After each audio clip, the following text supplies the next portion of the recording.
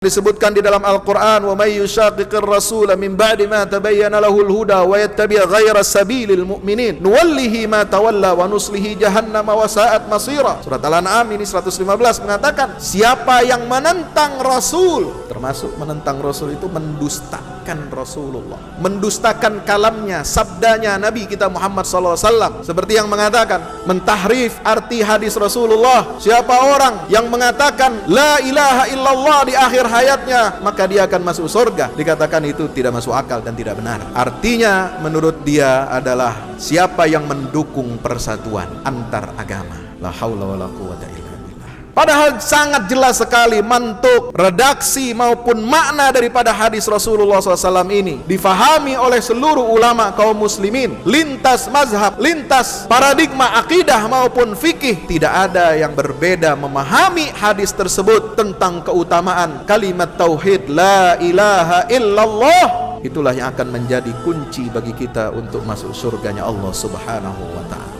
Lalu dipelesetkan, lalu ditarik jauh-jauh dari agama Islam ini. Sehingga apa? Yang mendukung persatuan semua agama alias pluralisme agama, maka dialah yang masuk surga. Umat Islam tidak boleh mengklaim dirinya yang paling benar, yang berhak untuk masuk surga sendiri saja katanya. Maka Yahudi, Kristen dan bahkan yang lain-lainnya termasuk orang musyrik, Majusi, Sabean juga berhak untuk masuk surga. Ini ngelindurnya luar biasa.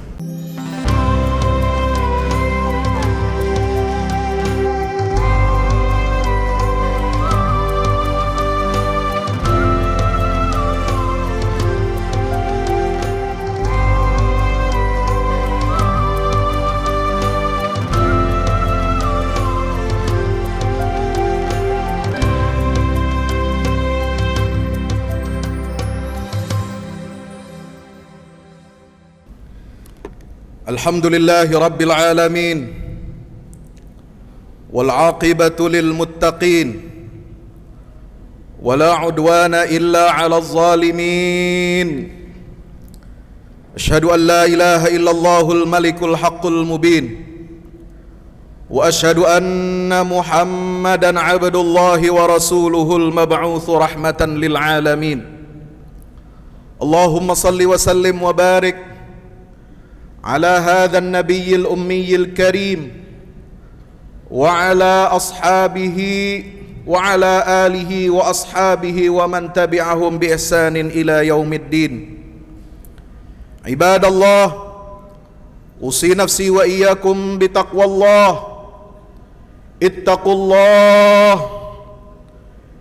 الله حق تقاته ولا تموتن إلا وأنتم مسلمون.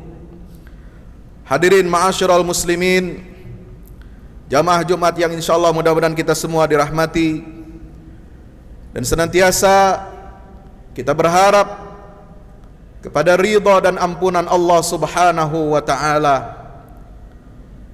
Bersyukur kehadirat Allah Subhanahu wa ta'ala, tidak henti-hentinya lisan kita memanjatkan hamdalah. Alhamdulillahi Rabbil Alamin, atas nikmat hidayah, atas nikmat iman dan Islam, atas nikmat kita berpegang teguh al-i'tisam bil kitabi was sunnah, berpegang teguh kepada Al-Quran dan sunnah Nabi kita Muhammad sallallahu alaihi wasallam. Salawat dan salam tak lupa mari kita sampaikan kepada junjungan kita baginda Rasulullah Muhammad sallallahu alaihi wasallam serta kepada seluruh keluarga dan para sahabatnya. Mudah-mudahan tercurah limpahkan untuk kita semua pengikutnya hingga yaumil qiyamah. Pada kesempatan khutbah yang singkat ini, mari kita sama-sama saling mengingatkan agar kita meningkatkan iman dan takwa kita kepada Allah Subhanahu wa ta'ala dengan sebenar-benarnya takwa, dengan menjalankan semua perintah-perintah Allah dan menjauhi larangan-larangan Allah Subhanahu wa ta'ala. Takwa kepada Allah itulah inti dan tujuan daripada berislam. Dan syariat Islam itu adalah menjadi satu kesatuan. Bagaimana kita menjalankan perintah Allah, bagaimana kita bisa menjauhi larangan Allah tanpa kita tahu syariat yang telah ditetapkan dan diwahyukan oleh Allah Subhanahu wa ta'ala. Maka sungguh aneh bin ajaib kalau ada yang ingin berislam tapi tidak mau menggunakan syariat. Ini salah satu fenomena zindik di abad modern sekarang ini. Fenomena kemunafikan yang menyeruak demikian besar, yang menjadi cobaan dan ujian buat orang-orang yang beriman. Maka Imam Ahmad bin Hambal pernah ditanya oleh murid-murid beliau, "Wahai Imam, mana yang lebih engkau sukai? Orang yang ahli ibadah, rajin berpuasa, rajin sholat, rajin i'tikaf, rajin baca Quran, rajin memakmurkan masjid, dengan orang alim yang berbicara mengajarkan ilmu untuk mengingatkan umat manusia ini tentang kesesatan ahli-ahli bid'ah yang suka menyebarkan penyesatan-penyesatan dalam beragama." Maka Imam Ahmad bin Hambal menjawab, kalau orang yang ahli ibadah, rajin sholat, rajin zakat, rajin puasa, rajin sedekah, rajin baca Quran, rajin i'tikaf, itu kebaikannya untuk dirinya sendiri. Itu salah satu ciri orang yang sudah mendapatkan hidayah dari Allah.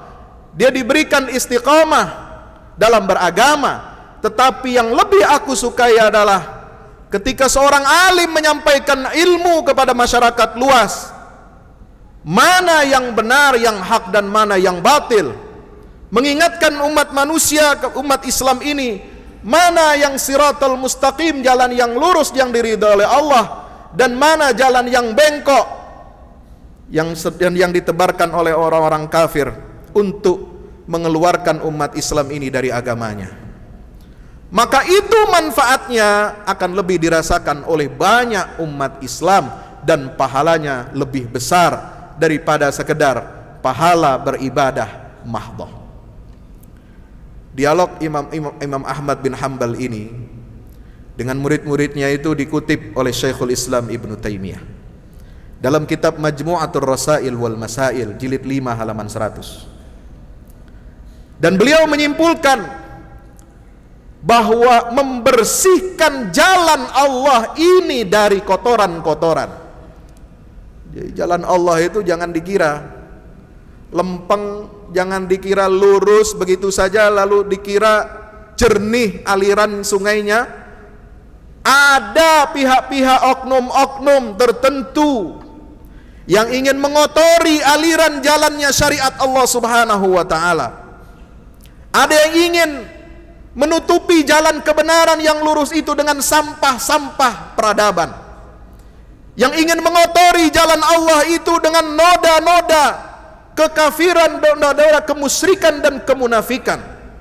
Maka kata Syekhul Islam Ibnu Taimiyah, membersihkan jalan Allah dari berbagai macam noda-noda kefasikan, noda kemusyrikan dan kemunafikan serta kekufuran itu adalah wajib hukumnya menurut para ulama.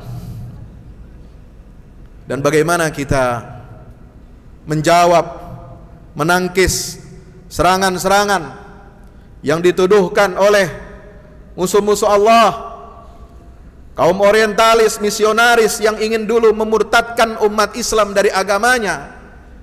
Itu mereka melontarkan subhat-subhat, melontarkan pemikiran-pemikiran yang usang untuk membuat ragu umat Islam ini terhadap agamanya.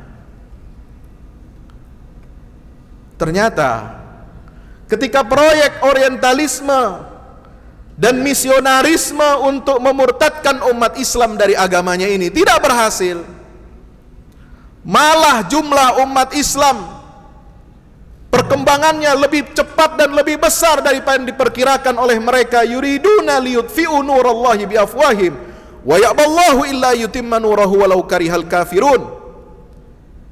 Mereka tidak mengira Islam ini begitu pesat perkembangannya. Meskipun ada satu dua segelintir orang yang murtad dari agama Allah, ngundang-ngundang lagi, ngajak-ngajak lagi.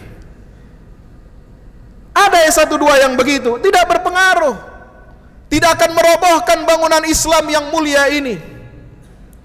Satu dua orang yang nyeleneh, yang menyimpang dari agama Allah Subhanahu wa taala tidak akan merusak bangunan Islam yang telah diwahyukan oleh Allah Subhanahu wa taala kepada Nabi kita Muhammad sallallahu alaihi wasallam ini. Dan masih banyak, setiap hari ratusan bahkan ribuan manusia ini yang masuk ke dalam agama Allah Subhanahu wa taala, baik di negeri kita maupun di belahan negeri-negeri yang lainnya. Masyarul muslimin yang dimuliakan Allah Subhanahu wa taala. Salah satu sampah peradaban yang dijadikan subhat bagi mereka untuk mengelirukan umat ini, untuk menjauhkan umat ini dari kebenaran, untuk meragu-ragukan umat ini tentang kebenaran dan finalnya agama Islam ini, kebenarannya yang final dan otentik dari Allah Subhanahu wa taala. Ini sekarang dibungkus dengan berbagai macam bungkus-bungkus yang mempesona, yang menyilaukan dan memperdaya kita semua. Dengan bungkus moderasi beragama, dengan bungkus toleransi beragama, dengan berbagai macam bungkus pemikiran yang rasional.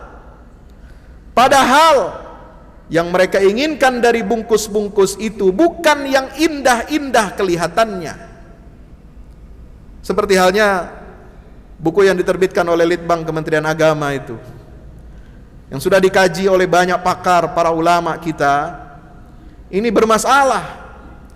Muqaddimahnya, premis-premisnya bisa jadi benar, tetapi di ujung ketika berbicara tentang natijah, bagaimana syarat kita bisa moderat dalam beragama, ini yang bermasalah. Seolah-olah buku itu, pemikiran yang dibawa itu, pertama dia membangun sesuatu bangunan yang baik, tapi di ujungnya setelah akan finishing bangunan itu, ternyata tukang bangunannya dan arsiteknya ingin merobohkan bangunan itu sendiri. Ini satu hal yang kontradiksi luar biasa. Katanya kalau kita ingin moderat dalam beragama, kita harus mengakui adat dan budaya lokal, meskipun itu bertentangan. Tidak semua budaya dan adat lokal itu baik, tidak semuanya sesuai syariat. Tapi kalau disebutkan seperti itu, menghormati dan menghargai adat budaya lokal, titik, tidak ada koma dan tidak ada syarat-syarat menerima suatu budaya, apakah sesuai atau tidak dengan ajaran Islam, maka ini sangat berbahaya sekali. Budaya syirik bisa kita benarkan nanti, bisa kita biarkan, kita toleransi terhadap budaya-budaya kemusyrikan. Na'udzubillah, thumma na'udzubillah min zalik. Ada lagi, harus tidak boleh tidak boleh bertentangan dengan wawasan kebangsaan. Benar wawasan kebangsaan itu, tetapi ternyata dalam prakteknya wawasan kebangsaan itu digunakan sebagai alat pukul kepada umat Islam untuk dia tidak istiqomah dan tidak berpegang teguh dengan ajaran agamanya. Dan itu yang dipraktekkan, dicontohkan dalam berbagai macam tes-tes wawancara kebangsaan. Kalau ada ayat Al-Quran bertentangan dengan ayat konstitusi, Anda pilih mana? Kalau ayat-ayat Islam, ayat Al-Quran tidak sesuai dengan Pancasila, Anda pilih Pancasila atau pilih Al-Quran? Ini pertanyaan-pertanyaan yang kurang ajar, pertanyaan-pertanyaan yang ngawur, yang ingin mengelirukan umat Islam ini. Seolah-olah kita diperhadapkan pada dua hal yang kontradiktif. Inilah pangkal kerusakan dan kesesatan kehidupan beragama dan berbangsa kita dewasa ini. Masyarul muslimin yang dimuliakan oleh Allah Subhanahu wa taala. Maka itu kita harus menjadi umat Islam sebagaimana yang digariskan oleh Allah Subhanahu wa taala dalam Al-Qur'an surah Al-Baqarah ayat 143, wa kadzalika ja'alnakum ummatan wasata litakunu syuhada'a 'alan nas wa yakuna ar-rasulu 'alaikum syahida. Demikianlah kata Allah, kami telah jadikan kalian umat Islam itu sebagai umat yang terbaik, umat wasat, umat yang tengahan, umat terbaik, umat yang paling adil, umat yang amanah dalam memikul risalah yang diturunkan oleh Allah Subhanahu wa taala kepada baginda Rasulullah sallallahu alaihi wasallam. Bukan wasat ditarik-tarik untuk membenarkan konsep-konsep yang bertentangan dengan ajaran Islam, bukan wasatiyah yang bertentangan dengan ajaran Islam sebagaimana yang mereka inginkan. Bagaimana kita bukan hanya bertoleransi antar umat beragama, tetapi juga kita mentoleransi kesesatan dan kekufuran agama di luar Islam. Ada perbedaan. Kalau orang nggak paham, orang terlalu lugu dan polos, nggak ngerti bedanya toleransi agama dengan toleransi antar umat beragama.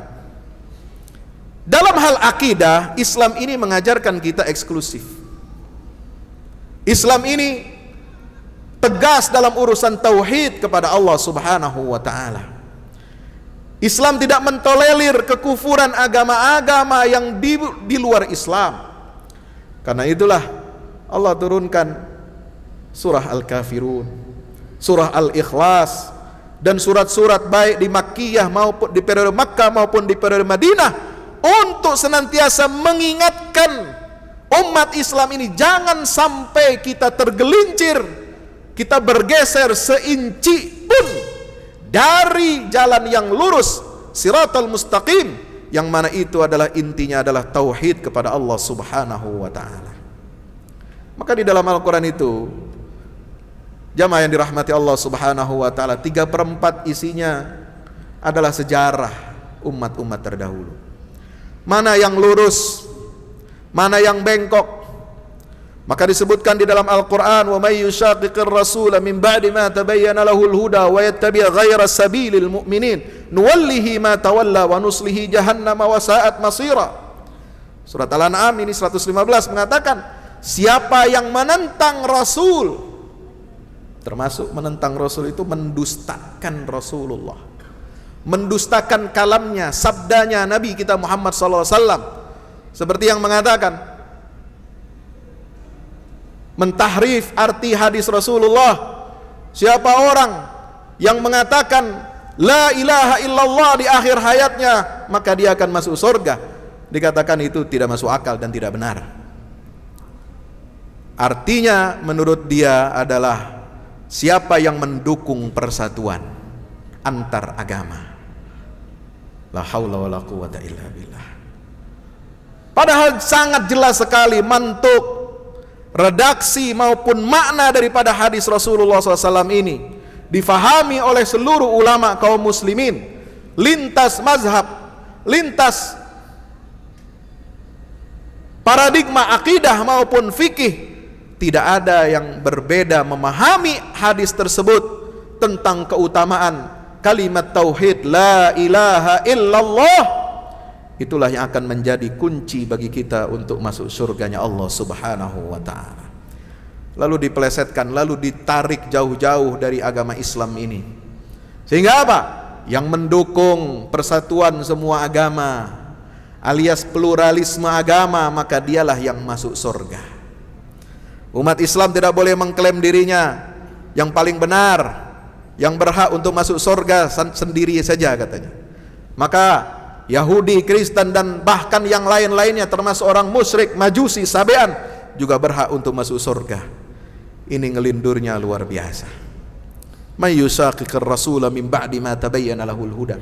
Setelah jelas petunjuk yang dibawa oleh Nabi kita Muhammad sallallahu alaihi wasallam, masih kita menentang apa yang disabdakan oleh Rasulullah, wa yattabi ghaira sabilil mu'minin, dan mengikuti jalannya bukan orang-orang yang beriman. Yang diikuti subhat-subhatnya orientalis, yang diikuti subhat-subhatnya kaum misionaris untuk menarik umat Islam yang awam, yang gak tahu tentang agamanya, yang dia hanya mewariskan Islam itu secara keturunan genetik orang tuanya muslim, tapi tidak taat dan patuh kepada syariat Islam. Mereka ingin murtadkan orang-orang seperti ini dengan subhat-subhat. Katanya lah di dalam Ka'bah itu ada gambar Bunda Maria dan Yesus, tanpa tahu duduk permasalahan dan sejarahnya. Apakah lalu kemudian ketika kita sholat setiap hari 5 waktu, kita menghadap kiblat, menghadap Ka'bah, Baitullah, apakah lalu kemudian otomatis kita di situ menyembah juga gambar Bunda Maria dan Yesus? Ini sebuah tuduhan yang keji. Fakta sejarahnya tidak demikian. Benar diriwayatkan dalam beberapa riwayat sejarah, dan itu pun hadisnya atau riwayatnya syadz, hanya diriwayatkan oleh 2 orang perawi saja. Berbeda dengan riwayat yang masyhur, yang mutawatir tentang pembebasan Rasulullah SAW dan sahabatnya terhadap kota Makkah, membersihkan Ka'bah dan Baitullah itu dari semua berhala-berhala dan dari semua patung-patung serta gambar-gambar apapun yang menempel di dinding Ka'bah, di dalam maupun di luarnya, semua sudah dihapus oleh Rasulullah SAW.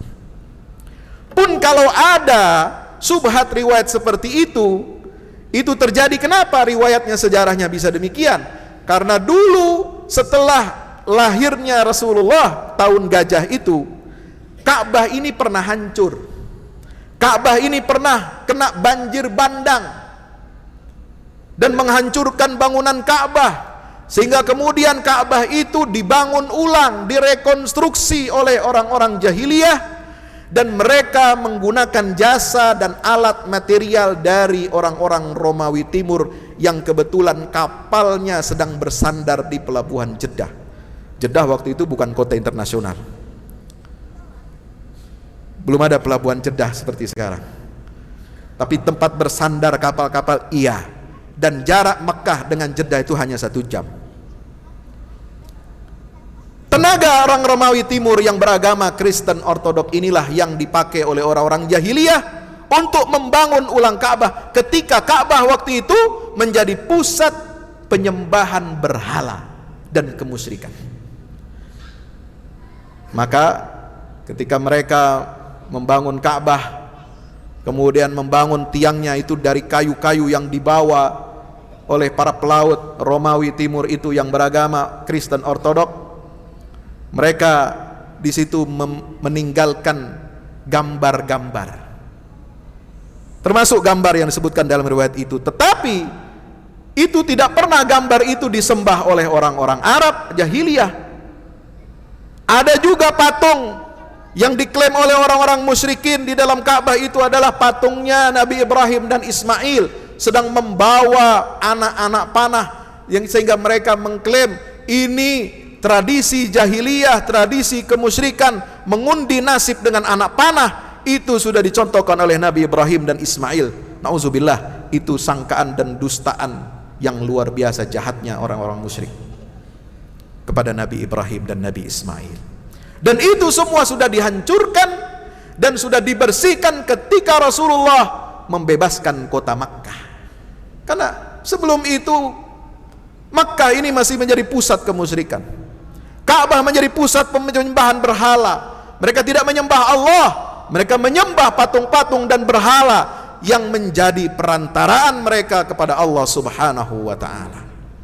Dan setelah Nabi memasuki Ka'bah itu, dalam riwayat yang masyhur, yang lebih sahih daripada riwayat yang dikemukakan oleh ini, riwayat nggak ditengok oleh ulama-ulama kita, riwayat yang dibuang oleh ulama-ulama kita, oleh para ahli sejarah dan pentahkik sejarah Rasulullah SAW dan sejarah Makkah.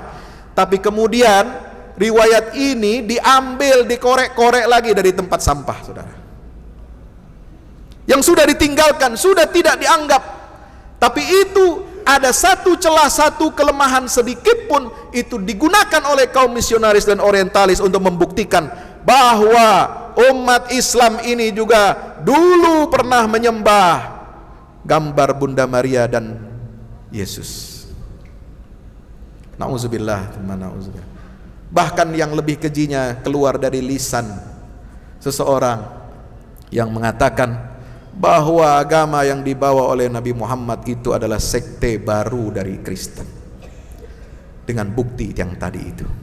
Ini semua ada dalam buku-buku propaganda kaum misionaris untuk memurtadkan umat Islam, dan itu yang dikorek-korek, itu yang diangkat, dan itu yang dilemparkan kepada publik umat Islam. Untuk apa? Mendukung proyek moderasi beragama dan toleransi beragama yang kebablasan dan tidak sesuai dengan misi syariat Allah Subhanahu wa taala.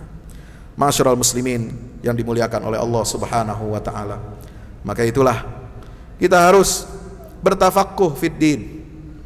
Kita harus berislam ini moderat, memang satu kata yang baik, tetapi kalau dia disalahgunakan, dia akan menyimpang jauh dari agama Islam ini.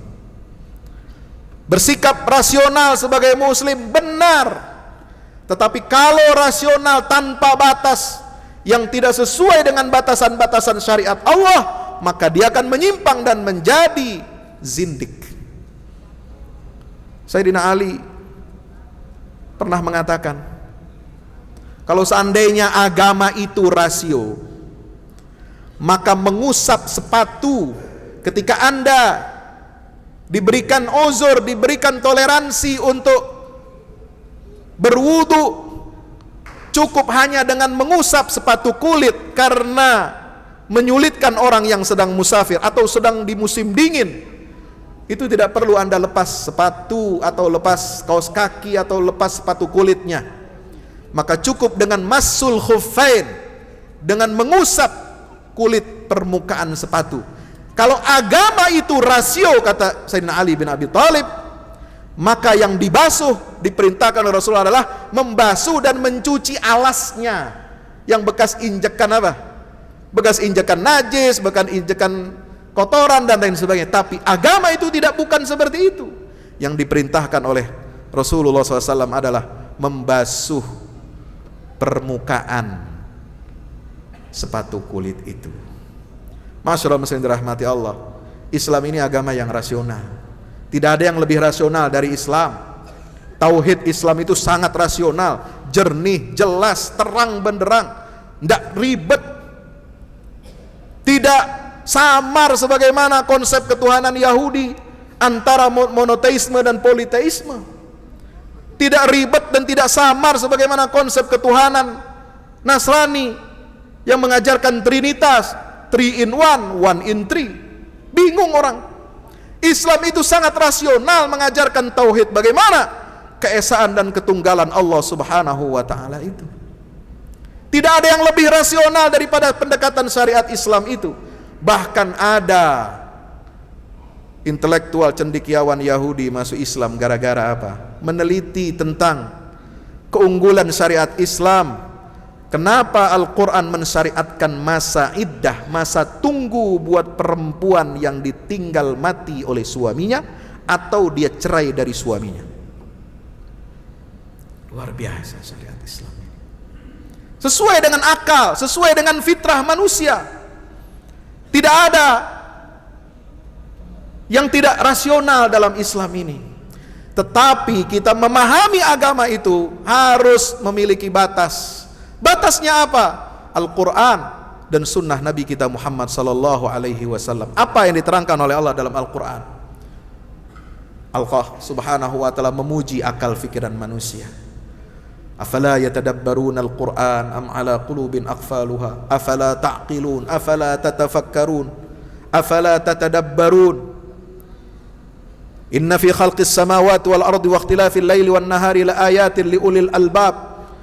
Al-Quran mendorong kita untuk menjelajahi alam semesta ini.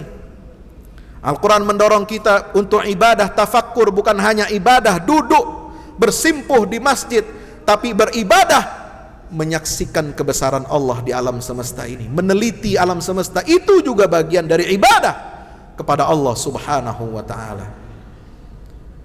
Itu adalah tanda-tanda bagi orang-orang ulul albab. Al-Quran menyatakan bahwa beragama itu adalah harus sesuai dengan apa yang digariskan oleh Allah dan Rasulnya sallallahu alaihi wasallam.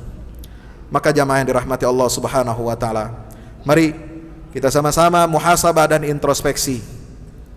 Sekaligus juga kita harus tawasau bil haq, tawasau bis sabr kepada semua pihak yang menjadi pemangku kepentingan di republik ini. Mari kita berpikir jernih, jangan mengobok-obok ajaran Islam dan jangan memancing emosi umat Islam. Jangan kita ingin menegakkan benang basah dengan cara bagaimana? Dengan cara ingin merusak akidah Islam dan syariat Islam ini, lalu menjadikan orang-orang yang cenderung untuk berpaham zindik itu menjadi rujukan bagi masyarakat Islam di Indonesia ini. Berbahaya sekali permainan ini, bermain dengan api ini, bermain dengan agama, permainan terhadap agama, terhadap ketuhanan yang Maha Esa, terhadap syariat Islam yang dilindungi oleh konstitusi ini. Dan Islam itulah yang menyuburkan Pancasila di negeri ini agar bisa diamalkan dengan sebaik-baiknya oleh umat Islam. Kalau ini terus-menerus berlarut dibiarkan, maka yang terjadi adalah perpecahan anak bangsa. Pecah belah akan terus dilanggengkan. Untuk apa? Memenangkan kepentingan oligarki yang ingin menguasai negeri ini. Barakallahu li wa lakum fil Qur'anil azim wa nafa'ani wa iyyakum bima fihi minal ayati wa dzikril hakim. Aqulu qawli hadza fastaghfiru innahu huwal ghafurur rahim. Alhamdulillahi wahda sadaqa wa'dah wa nasara 'abdah wa a'azza jundahu wa hazama al-ahzaba wahdah. Asyhadu an la ilaha illallah wahdahu la syarika lah wa asyhadu anna Muhammadan 'abduhu wa rasuluhu la nabiyya ba'dah. Allahumma salli ala Muhammad wa ala ali Muhammad. Assalatu wassalamu alayka ya Rasulullah. Ibadallah, ittaqullaha haqqa tuqatihi wa la tamutunna illa wa antum muslimun. I'lamu anna Allah amarakum bi amrin bada fi bi nafsihi wa thanna bi malaikatil musabbihati bi qudsih wa thalatha bikum faqala ta'ala mukhbiran wa amira inna Allah wa malaikatahu yusalluna 'alan nabi ya ayyuhalladzina amanu sallu 'alaihi wa sallimu taslima. Allahumma salli wa sallim wa barik ala nabiyyina Muhammadin wa ala alihi wa ashabi adada ma akhata bihi ilmuk wa khatta bihi qalamuk wa ahsahu kitabuk. Wardallahum an sadatina arba'atil khulafair rasyidin Abi Bakrin wa Umar wa Uthman wa Ali wa an sairis sahabati wat tabi'in wa man tabi'ahum bi ihsanin ila yaumiddin wa alaina ma'ahum bi rahmatika ya arhamar rahimin. Allahumma ighfir lil muslimina wal muslimat wal mu'minina wal mu'minat al ahya'i minhum wal amwat innaka sami'un qaribun mujibud da'awat. Allahumma ansuril islam wa izzal muslimin wa ali bifadlika kalimatal haqq ila yaumiddin. Allahumma wahid sufufal muslimin wajma' kalimatal muslimin. Allahumma alayka bi'adaika a'da'iddin. Rabbana taqabbal minna innaka antas samiul alim wa tub alaina innaka antat tawwabur rahim. Allahumma ati nufusana taqwaha wa zakkiha anta khairu man zakkaha fa innaka ya rabbana anta waliyuha wa maulaha. Rabbana atina min ladunka rahmah wa hayyi' lana min amrina rashada. Rabbana la tuzigh qulubana ba'da idh hadaytana wa hab lana min ladunka rahmah innaka antal wahhab. Rabbana atina fid dunya hasanah fil akhirati hasanatan wa qina adzaban nar. Wa sallallahu ala nabiyyina Muhammad wa ala alihi wa sahbihi wa baraka wa sallam walhamdulillahi rabbil alamin wa aqimis salah.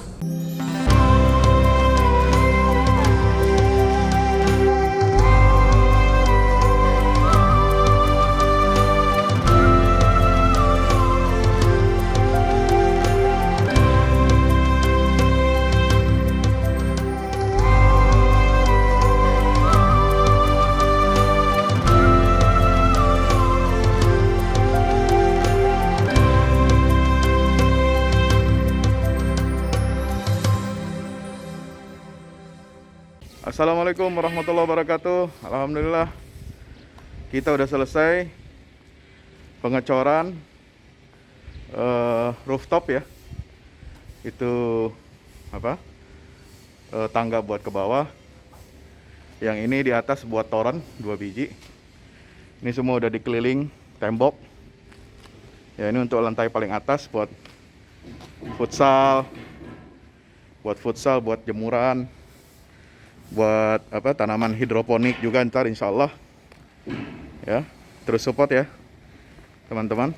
Alhamdulillah terus selesai pengecorannya semuanya. Ya, ini progres kita terbaru. Dan jadi buat olahraga, buat utilities ya, multiguna. Nah, kita turun sini semua. Ini lantai 3. Ini untuk asrama ya, untuk kamar-kamar, dan nah di situ musola. Nanti di situ musola ya. Ini kamar-kamar dan musola buat santri-santri tahfiz kita insya Allah.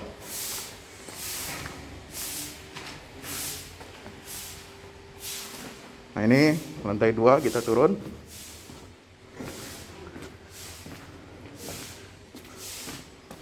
Ini untuk kelas-kelas ya. Kelas-kelas tahfidz, kelas-kelas tadabbur. Insya Allah mau udah jadi. Alhamdulillah berkat dukungan antum semua. Nah, tinggal ke bawah di sini buat aula.